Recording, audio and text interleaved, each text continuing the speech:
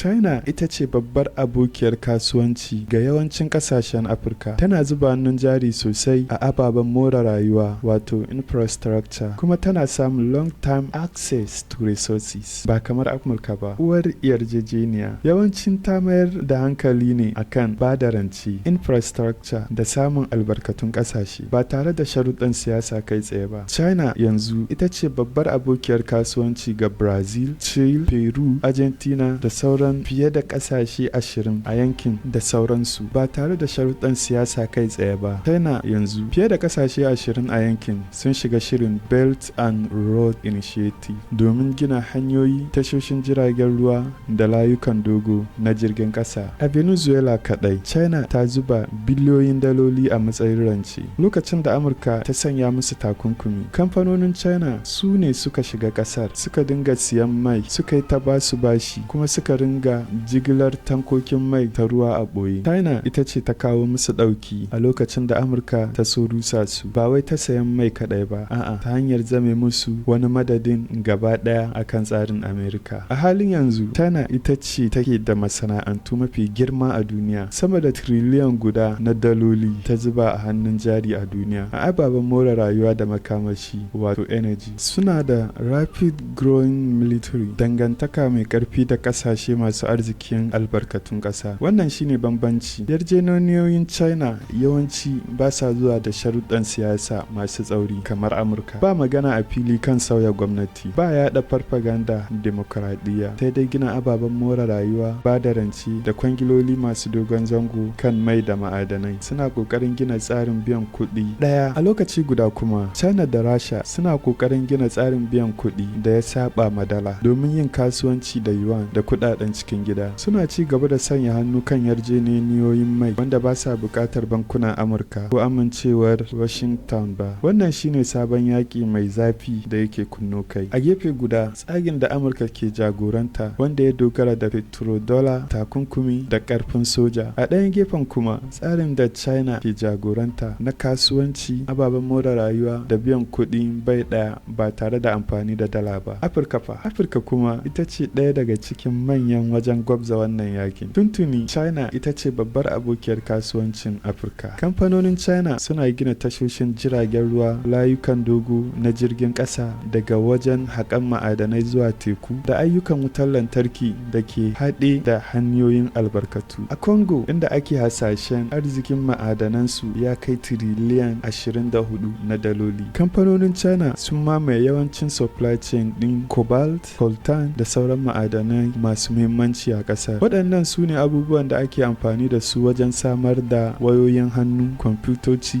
da motoci masu amfani da lantarki. A Nigeria, China-Nigeria bilateral trade ya kai dala biliyan 22.3 a tsakanin watan January zuwa October 2025, kusan ƙarin kashi 30.2. Bayan duk abin da ke faruwa a Nigeria, Angola da kuma Chadi da duk yankin Gulf of Guinea, Amurka tana nan tana sa ido. Kamfanonin China suna sanya hannu kan yarjejeniyoyin ababen more rayuwa akan albarkatun ƙasa, yayin da Amurka har yanzu take ƙoƙarin wanke kanta da tabbatar da muhimmancinta ta hanyar yaƙi da ta'addanci, ayyukan tabbatar da zaman lafiya. Lokacin da sojojin Amurka suka kama Maduro, shugaban ƙasar Venezuela, a cikin ƙasarsa, abin ya wuce batun sauya gwamnatin ƙasar ko buƙatar man ƙasa guda ɗaya kawai. Sako ne Amurka ta aike ma abokan hamayyarta, musamman ƙasar China, cewa Amurka har yanzu tana kallon wurare kamar su Venezuela a matsayin yankin albarkatunta, wato as part of a resource zone. A cewar wasu rahotanni a yanar gizo, Maduro ma ya yi ƙoƙarin ganin sun kulla wata yarjejeniya da Amurka, ya mika wa kamfanonin Amurka damar shiga harkar mai da zinarin ƙasar, ya kuma yi mata alkawarin nesanta kansa daga ƙasar Rasha da China. Amma masu tsaurin ra'ayi a Washington ba su gamsu da hakan ba. Ba wai samun damar amfani da albarkatun ƙasar suke so ba, a'a, ikon mallake komai suke so. Idan kana kallon waɗannan abubuwan daga nan Afirka, ya kamata ka fahimci wani abu. Wannan rigingimin da muke ganin su daga nesa tuntuni sun fara faruwa a nan ma Afirka. A yayin da duniya ta mai da hankali akan Venezuela ko gabas ta tsakiya wato Middle East, Amurka da China sun fara fafatawa a ɓoye akan man Afirka, albarkatun ƙasa, gas, cobalt,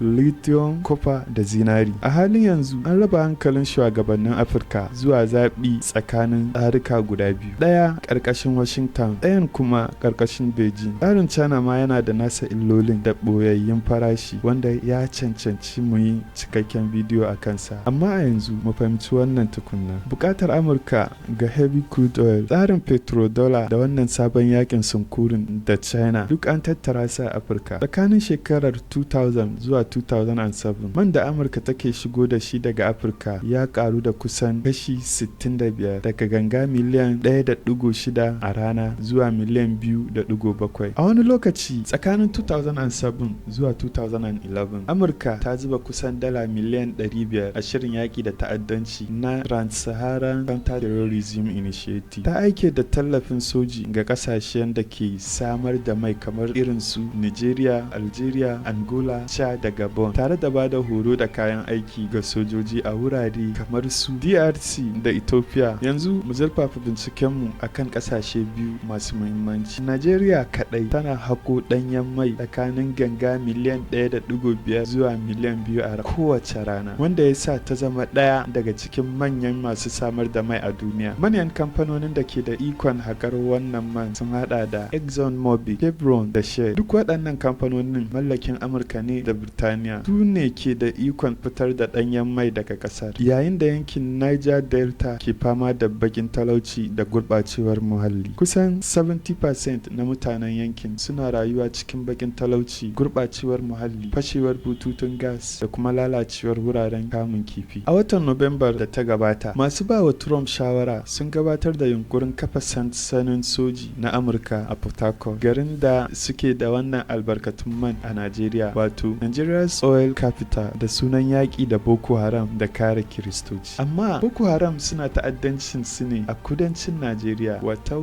Maiduguri, kimanin kilomita 1,300 daga wurin da ake son kafa sansani. Kafa sansani a Port Harcourt domin yakar Boko Haram kamar kafa sansani ne a Lagos domin yakar 'yan bindiga da suke a Sokoto. Lissafin bai fitar musu ba baki daya, sai dai idan ainihin manufar ita ce shiga yankin domin albarkatun kasar, wato mai. Wannan ba sabon abu bane. Tun a shekarar 2003, Amurka ta baiwa Najeriya jiragen tsaron teku domin kare dandamalin mai na teku. Equatorial Guinea karamar kasa ce mai dauke da kusan mutane miliyan 1.4, amma tana da mai tarin yawa a teku. Shugaban kasar Teodoro Oban ya fara mulkar kasar ta juyin mulki a 1979, kuma ya yi fiye da shekaru 40 yana mulkar al'ummar kasar. Yana ɗaya daga cikin shugabanni mafiya dadewa a duniya akan karagar mulki. A shekarun 1990s, major oil discoveries a kasar ya jawo kamfanoni mai na Amurka kamar su ExxonMobil da Chevron, tare da wasu manyan kamfanoni zuba hannun jari a kasar na biliyoyin daloli. A yayin da manyan kuɗaɗe ke shigo musu, jami'an Amurka sun sauya magana daga suka kan tauye haƙƙin ɗan adam a kasar zuwa kiran Oban aboki na gari. Iyalansa sun tara dukiya mai yawa da gidaje na alfarma a kasashen waje, yayin da yawancin jama'an gari talakawa ke cikin kuncin talauci. Kudaden mai suna ƙara shigowa, masu madafin iko suna ƙara azurta kansu, su kuma talakawa fa su ma suna ƙara talaucewa. Support any regime, ignore any atrocity as long as the resources keeps moving. Wannan kenan akan mai kawai. Daga wa'adin Congo na kimanin dalar Amurka tiriliyan 24 zuwa yaƙe-yaƙe a Sudan kan bututun mai, tsarin guda ɗaya ne don karkatar da taswirar albarkatun Afirka zuwa Amurka. Kuma duk wannan na faruwa ne da salewar shugabannin Afirka, tun daga kan 'yan siyasa, sojoji da manyan 'yan kasuwa. Su ne ke sanya hannu kan yarjejeniyoyin, ba su ikon kada bututun man su